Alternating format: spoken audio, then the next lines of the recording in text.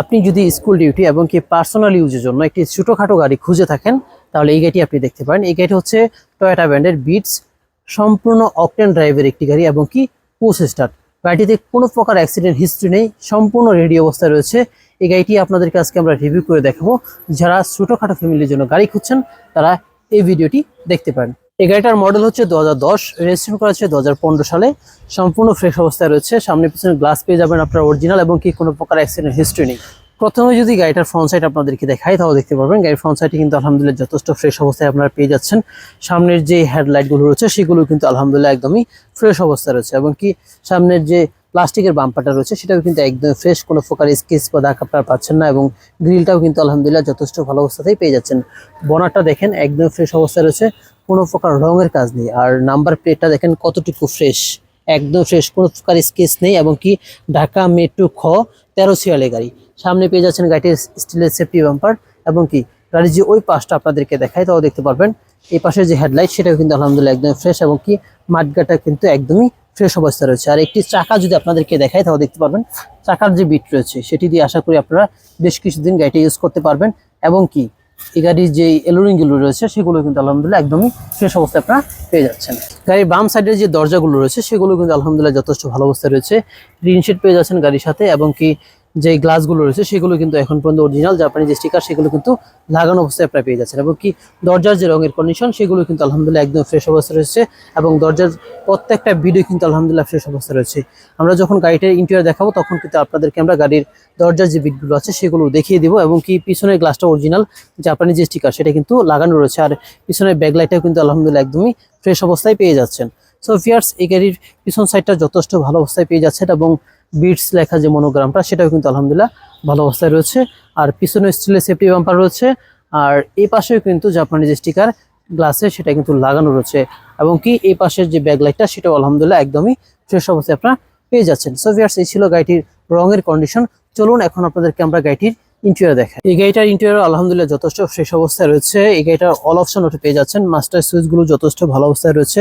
এছাড়া ভিতরে যে ড্যাশবোর্ডটা সেটাও কিন্তু একদমই ফ্রেশ অবস্থায় আপনারা পেয়ে যাচ্ছেন এবং ইন্টেরিয়রটা দেখেন কতটুকু ফ্রেশ এবং কি এই গাড়িটার কিন্তু অটো গিয়ার এবং কি এসির যে বাটনগুলো সেগুলো কিন্তু যথেষ্ট ভালো অবস্থায় রয়েছে এবং ড্রাইভিং হুইলটা দেখেন একদম ফ্রেশ অবস্থায় রয়েছে আর পুশ স্টার্টের গাড়ি।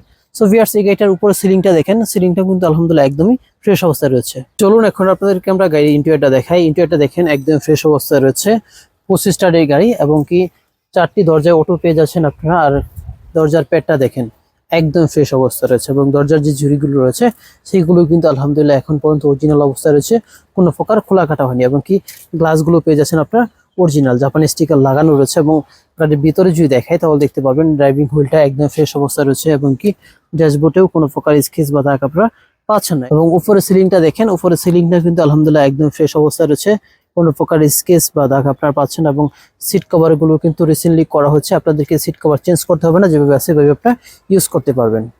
পিছনটাই যদি দেখায় তাহলে দেখতে পারবেন পিছনের দরজার যে প্যাড সেটাও কিন্তু একদম ফ্রেশ অবস্থায় রয়েছে এবং পিছনের দরজার যে জুড়ি সেগুলো কিন্তু এখন পর্যন্ত জেনুইন অবস্থাতেই রয়েছে এবং ভিতরের সিটগুলো কিন্তু মাশাআল্লাহ একদম ফ্রেশ অবস্থায় রয়েছে।